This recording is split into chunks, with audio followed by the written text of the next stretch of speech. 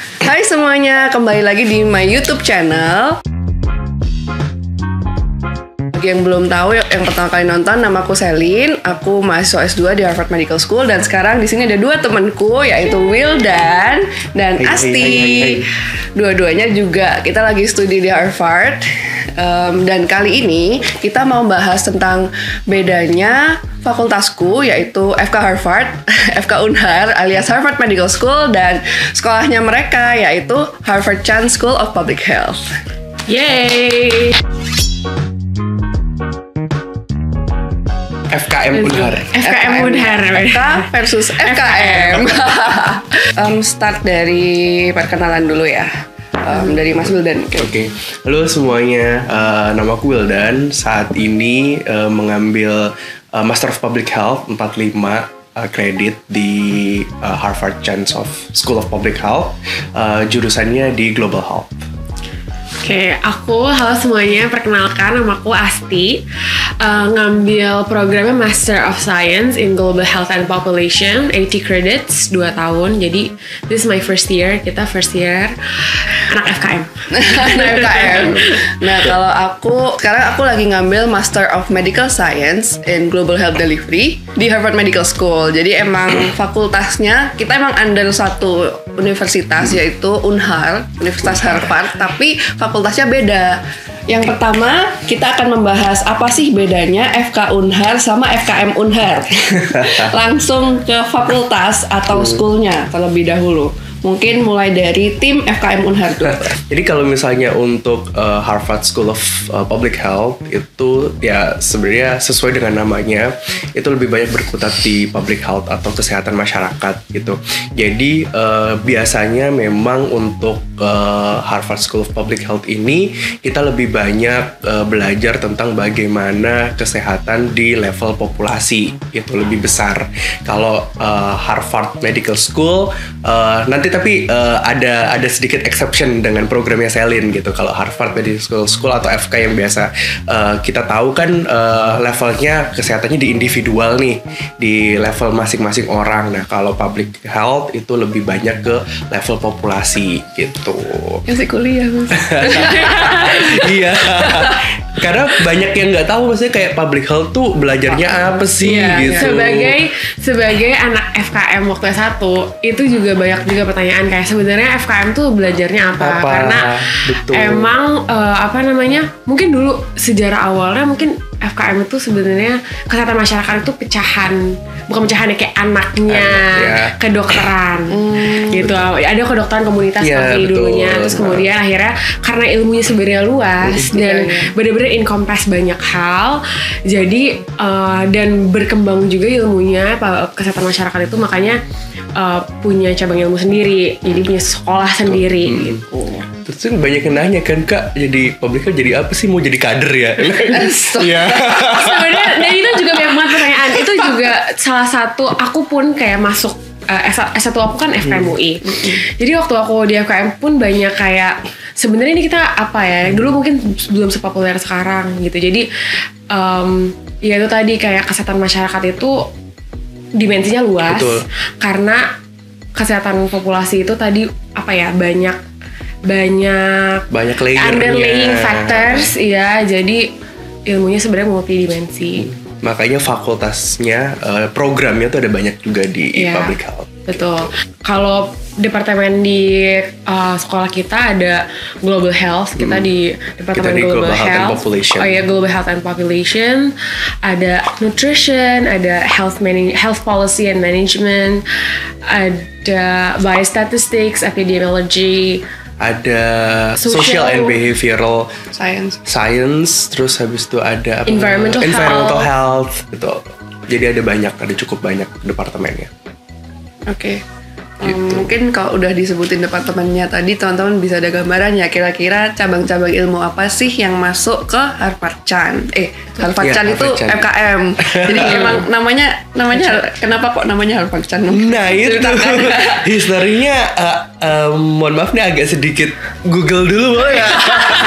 Nah, tapi kan Namanya Iya. HSPH apa Harvard Chan sih yang benar? Jadi sebenarnya namanya tuh officialnya adalah Harvard T.H. Chan School of Public Health gitu. Iya, panjang banget. Betul. Tapi kalau misalnya kayak singkatannya, kayak kalau misalnya di Indonesia FKM, kalau di kita semua rata-rata semua kayak email segala macam itu HSPH. HSPH. Jadi Harvard School of Public Health aja. Kalau misalnya emang susah HSPH. Iya. Nah, anak HSPH, anak HMS. Iya, kalau HMS tuh Harvard Medical School. Oke, kita langsung lanjut mungkin ke bagian saya, Bu. Iya. Kalau HMS, Harvard Medical School alias FK-nya Unhar, tentu ya sama kayak FK-FK di Indonesia. Jadi ilmunya itu lebih ke clinical. Kalau tadi katanya Mas Wildan, levelnya individu. Jadi kita menyembuhkan penyakit itu dalam level satu orang atau individu, kayak kita diagnosis nih dia penyakitnya apa terus kita sembuhin. Itu juga tercermin di HMS itu lebih banyak departemennya klinis. Jadi kayak di rumah sakit biasanya ada spesialis anak, ini ada departemennya anak, obgyn, anestesi, udah macem-macem. Dan di sini juga rumah sakitnya banyak kan. Biasanya kalau di Indonesia kan satu FK tuh punya satu teaching hospital atau rumah sakit pendidikan. Kalau di situ rumah sakit pendidikannya banyak. Betul. Nah, terus kalau aku bener kata Mas Wildan, aku termasuk melenceng ya. Jadi kayak HMS tapi yang ke arah public health. Jadi di HMS sendiri dia sebenarnya isinya kan kebanyakan anak FK karena mereka emang kebanyakan training medical student nih. Tapi mereka bikin akhirnya suatu untuk S2 gitu departemennya, namanya Postgraduate Medical Education, PGME. Nah, PGME ini cabangnya ada banyak. Jadi ada clinical investigation, itu ada teman kita juga orang Indonesia di situ udah ada berapa. Terus global health delivery itu punya aku ya, departemen aku. Terus immunology ada juga Kak Gebi. Terus medical education ini ada Mas Arta. Bioethics kita nggak ada. Bioethics kita belum nggak ada. ada. Orang Indonesia belum ada. Terus biomedical informatics ada Kezia. Clinical service operations itu ada Mas Ardi. Mas Ardi sekarang ada Dokter Arini. Dokter Arini. Terus healthcare quality and safety sama media medicine and health. Jadi kalau dari nama-nama itu emang beda ya, kita beda banget. Kecuali yang unik itu programku, nama programnya kan Global Health Delivery, departemennya adalah Global Health and Social Medicine. Itu kan kayak sama ya, mereka nama departemennya Global Health and Population. aku Global Health and Social Medicine. Nah, kalau aku tahu kenapa ada departemen yang bau public health itu di HMS, kebetulan diceritain kalau dulu itu mungkin di Indonesia juga ya. Anak-anak FK tuh cenderung karena belajarnya lebih ke klinis, level individu, mereka jadi nggak sensitif sama kayak social side gitu, social sciences. Makanya si dosen-dosen Unhar ini bilang, apalagi yang berjiwa sosial nih, kita harus ngelatih nih anak-anak FK ini biar punya jiwa sosial. Jadi didiriin departemen itu Global Health and Social Medicine. Jadi Harvard ini kan istilahnya HMS ini kayak dengan hospital-hospitalnya the frontier of healthcare. Jadi penelitian mereka tuh termasuk yang udah di paling depan gitu di kesehatan. Tapi percuma kan kalau nggak nyampe betul. ke ujung-ujung dunia gitu. Jadi departemen dan programku ini salah satu inisiatifnya mereka buat melakukan itu. Oke, selanjutnya kita akan bahas apa sih beda proses pendaftarannya ke HMS sama ke HSPH. Kalau aku dulu daftar ke HMS itu aku ada portalnya sendiri punyanya HMS. Aku lupa linknya apa, tapi cari di websitenya ya teman-teman, Ikro. Dibaca. Ada itu link portal, tapi itu punyanya HMS khusus untuk daftar S2. Oh, aku udah pernah bikin juga nih video YouTube-nya, kalau ada kalian lihat judulnya kalau nggak salah daftar Harvard bareng aku yuk. Itu literally aku ngebuka tuh portalnya, terus aku juga ngajak teman-teman ngisi bareng. Nah, di portal itu isinya semua pilihan yang tadi aku sebutin, yang ada clinical investigation, clinical service operation, itu bioethics tuh ada semua di situ. Jadi di situ aku tinggal pilih satu, Global Health Delivery, terus di situ ngisi berkasnya. Portalnya under HMS tuh. Yeah. Terus juga itu berarti kalau aku sih lewat portal itu aja sih, nggak ada yang kontak pribadi sama orangnya atau emailan profesor juga nggak. Pure aku cuma ngisi di portal itu, sama ada biaya pendaftaran 100 USD gitu aja. Kalau kalian gimana? Oke, baik. Jadi kalau misalnya public health school di US, di Amerika Serikat, mereka punya association-nya sendiri untuk apply sekolahnya. Namanya adalah SOPAS. ini kepanjangannya. www.sofas.com. Dimasukin loh. Jadi kita bisa daftar ke public health school di US secara satu kali daftar. Jadi kita satu pintu lah ya, satu portal gitu. Nah di portal Sopas ini kita di situ kelihatan tuh kayak program-programnya ada apa aja, di universitas ada apa aja. Jadi kalau misalnya teman-teman kayak, iya aku pengen di US tapi masih kayak bingung apa aja, sebenarnya di portal Sopas itu ada semua program yang ditawarkan, semua public health ya, semua program public health yang ditawarkan di Amerika Serikat gitu, baik itu Harvard atau misalnya sekolah-sekolah lainnya. Nah, jadi kita prosesnya pertama milih dulu kalau nggak salah. Ya ada jangan lupa daftar dulu, register dulu, bikin akun. Jadi ada bikin akunnya, dilengkapin semuanya. Bikin akunnya gratis kan ya? Bikin akunnya gratis. Terus lengkapin data diri. Nanti di situ ada beberapa sectionnya, tinggal diikutin aja. Terus kita bisa memilih programnya, dan dia biasanya juga ngasih tahu deadline-nya tuh apa aja. Jadi setiap program itu punya deadline-nya masing-masing. Beda-beda, betul. Nah, habis itu ya udah kita pilih. Nah, jadi requirement-nya kita upload semua ke situ. Cuma biasanya setiap program, setiap universitas itu punya tambahan kayak additional questions atau prompts atau hal-hal lain yang very specify on the program itself yang kita harus sesuaiin ketika kita udah milih. Nah, jadi kalau misalnya di HMS tadi kan portal sendiri dan bayarnya sekali. Kalau di Sopas itu ada biaya pendaftaran sekali pertama kali sama biaya pendaftaran additional setiap program yang kita apply gitu. Jadi sebenarnya secara cost benefit analysis ya kayak lebih oke untuk daftar beberapa program karena kita berapa sih yang itu awalnya? Sebenarnya kita bisa ngambil sebanyak-banyaknya di Sofas. Nggak tahu yang kayak daftar pertama kali itu berapa? Oh lupa. Pokoknya kalau nggak salah 100. Terus kayak setiap additional ada kayak 30 sampai 50 gitu. 40-an deh kalau nggak salah. Jadi sebenarnya lebih baik beberapa kali. Aku waktu itu daftar 3 sekolah. Aku juga 3. Iya, jadi kayak mumpung awalnya gede. Aku juga 3. Oh iya. Aku juga pakai Sopas. Karena kayak lumayan kan 100, tapi kalau misalnya nambah yang lain, nambah cuma dikit-dikit doang, jadi mendingan meningkatkan chances kita keterima di beberapa sekolah. Betul. Oke, selanjutnya kita akan bahas tentang berkas pendaftarannya sendiri. Nah, kalau tadi pakai Sopas ya. Kalau di Sopas kira-kira berkasnya apa aja nih? Oke, kalau di Sofas yang pertama mengisi data diri dan lain-lain secara lengkap. Kemudian yang kedua recommendation letter, ada 3 yang diminta kalau nggak salah. Data diri itu kayak biodata. Data diri itu biodata secara bukan umum. CV, bukan. Terus habis itu yang ketiga CV atau resume. Kemudian yang keempat itu adalah personal statement. Dan yang kelima itu adalah English aptitude test kayak IELTS atau TOEFL. Dan ada beberapa, mungkin aku nggak tahu ya kalau tahun ini atau tahun depan, ada beberapa program yang mungkin akan meminta GRE, ada juga yang enggak. Jadi tetap harus minta di websitenya dilihat apakah mereka minta GRE atau enggak. Kayaknya itu deh. Sama Westnya udah tuh. Oh iya, West. Jadi jangan lupa kalau misalnya kita daftar, kayak mostly hampir semua kamu West juga nggak wajib. Oh nggak wajib. Oke. Jadi kalau di Sofas itu wajib untuk penyataan academic transcript kita yang dari S1-nya di Indonesia untuk disetarakan ke sistem pendidikannya kayak di Amerika. Jadi nanti kayak bakal di-convert gitu. Padahal sebenarnya sama aja sih. Cuma ini juga mengeluarkan duit dan mengeluarkan waktu. Jadi jangan lupa, jangan mepet-mepet ya guys. Biar bisa ke Biar bisa masuk secara. Si West ini tuh sistem kerjanya kita ngirim transkrip kita ke mereka, nanti mereka langsung ngasih ke Sopas gitu. Jadi kita tinggal sekali kirim doang. Deadline Harvard Chan School of Public Health itu adalah 1 Desember. 1 Desember. Bukanya kapan? Bukanya biasanya di bulan-bulan Agustus.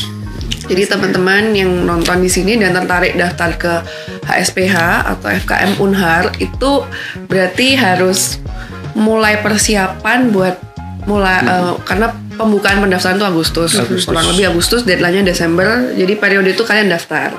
Jadi nyiapinnya kan awal tahun. Betul. Gitu. Sekarang untuk daftar ke HMS, program S2 di FK Unhar. Itu pertama aku ya biodata diri tentu.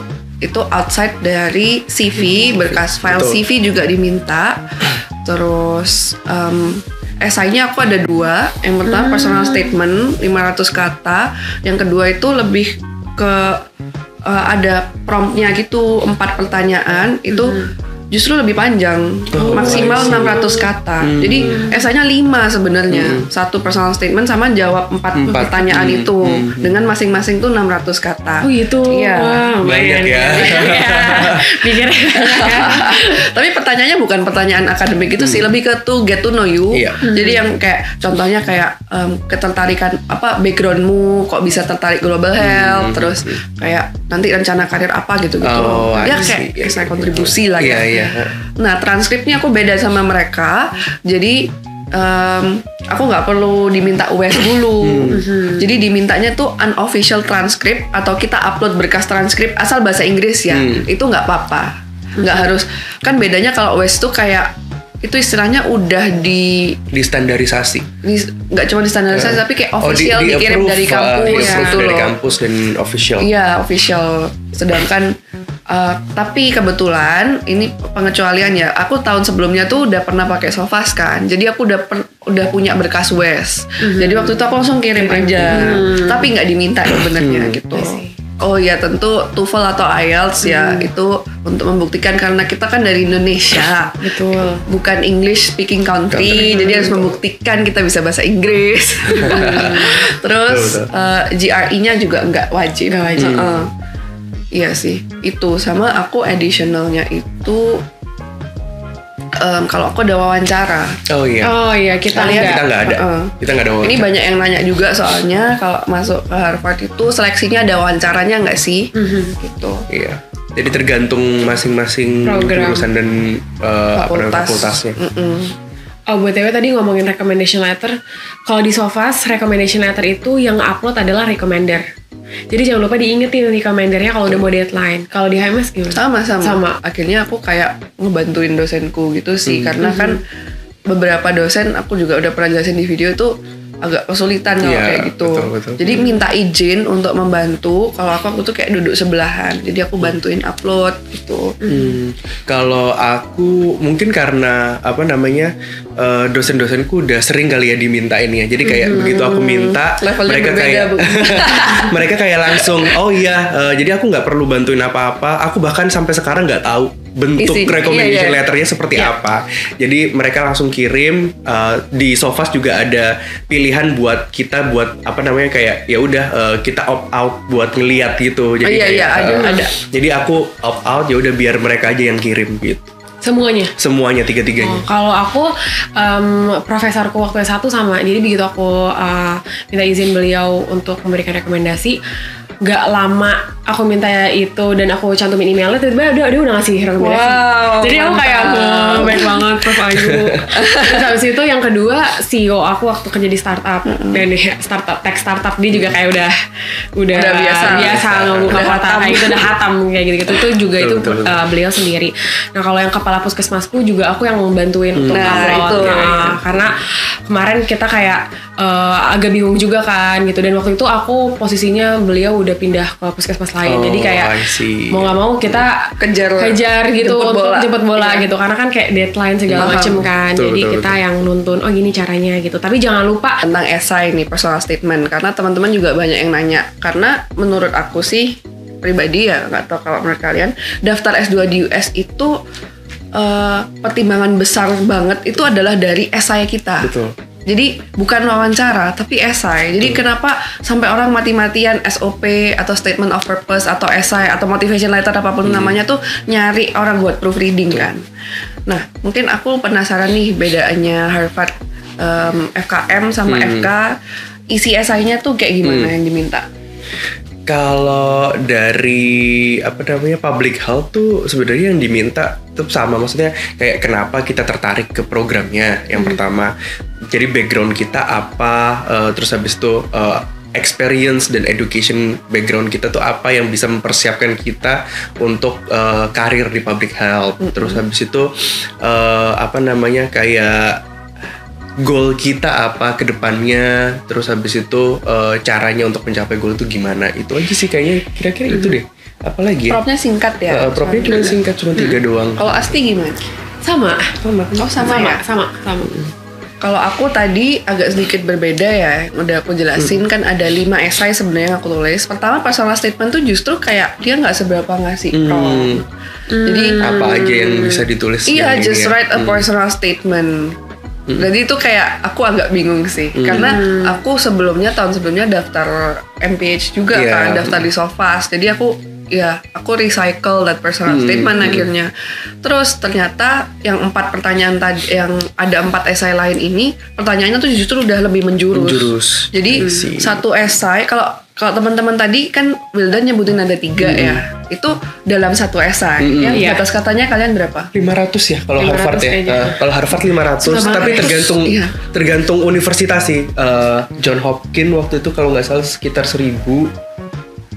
Kalau nggak salah, aku satu lagi daftarnya Michigan tuh juga 1000-an gitu, 1200, 1000 gitu. Harvard mintanya Harvard cuma 500 dan itu susah banget. Coy. Susah banget tuh jawab 3 prompt itu dalam 500 kata tuh susah banget. 500 tuh berapa? Satu halaman A4? Nggak sampai. Ya. Di how you describe dan gimana kamu bisa meyakinkan si orang Harvard ini you deserve in Harvard, you deserve to be in Harvard dalam 500 sependek itu. Jadi in a way menurutku aku lebih diuntungkan karena bisa menjelaskan. Iya. Kalau kita kayak cuman itu doang membuktikan.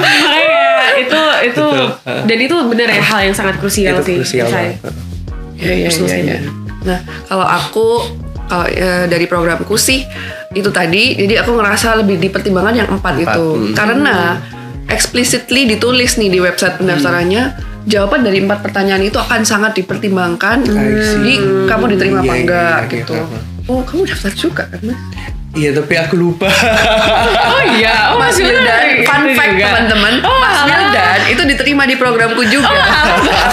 Dan kita dalam tahun yang sama. This year aku sama dia sama-sama keterima. Satunya MPH, satunya programku ini MMSC GHD. Ada 4 benar. Daftar di program yang sama. Iya. Kita udah kayak bikin geng bertiga gitu sama Linta. Fun fact ya teman-teman lagi. Kalau di Unhar, at least di aku ya, di programku, malah banyak, walaupun kita program kesehatan, malah banyak yang bukan dokter gitu. Jadi it's open to everyone. Iya. Kalau kalian paling random apa yang ngambil? Arsitektur. Iya. Ada arsitektur. Ada orang arsitektur yang dia udah lama kerja di UN, tapi dia housing di negara low income country gitu, dan dia merasa terpanggil untuk kayak health housing itu seperti apa, akhirnya dia masuk ke MPH. Menarik. Nah, ini nanti kita akan bahas lebih lanjut. Stay tune di part 2. Oke, bye. See you in the next video. Jangan lupa like, subscribe, and juga share dan semuanya. Dan share karena info ini penting banget. Betul.